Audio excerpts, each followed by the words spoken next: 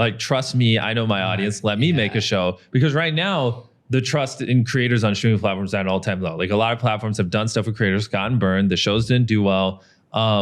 They weren't received well. Like Tomato. Why do you think it's not working for a lot of creators?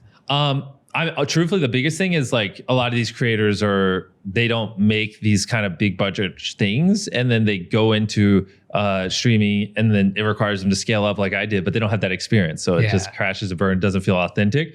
But also a lot of them were years ago. I mean, more and more creators are becoming like you. You have 40 employees now. Like, you know what I mean? Like, more creators are becoming entrepreneurs and like building small, medium-sized businesses. And so I actually do think there are a lot of creators now that would do well in streaming.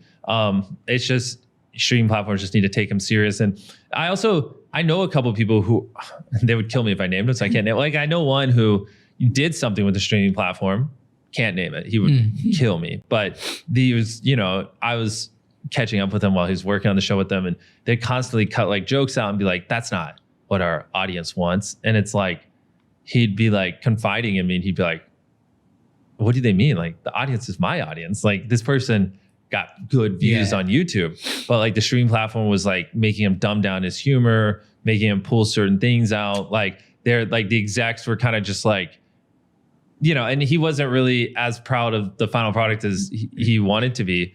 And so it's not only just like getting streaming deals, but then it's also like giving the creators the liberty to like make what they know their audience wants, right? From the streaming platforms. Because like, you could, like, if they gave you a deal, but then they started telling you what questions you need to ask, and like, oh, you need to act this way and blah, blah. And, and then you're like stuck between, well, if I don't listen to them, do I get a season 2 or not? And then you do it, and the show kind of half performs because it's not. And so just like changing how that whole thing works, I think would be great, where creators could just be like, trust me, they trusted Jimmy, look what happened. And then creators get more trust so they can make better shows. Let's talk about creator economy a little. Okay. Yep. What do you think about podcast? What do you think? Is there a future? Oh, of course. I mean, look at, Joe Rogan with the election recently, and him having, Trump on and JD Vance, and like, being able to like, for them to go around the traditional media and just speak directly to their audience through podcasts. Like, that was incredibly powerful, whether or not you agree with their political beliefs or anything. Like, the fact that they could do that, right? If it wasn't for podcasts, it'll probably be higher when this comes out, but I believe the Trump interview right now is on 50 million views on Joe Rogan, right? Like, how else would Trump have been able to speak to 50 million people?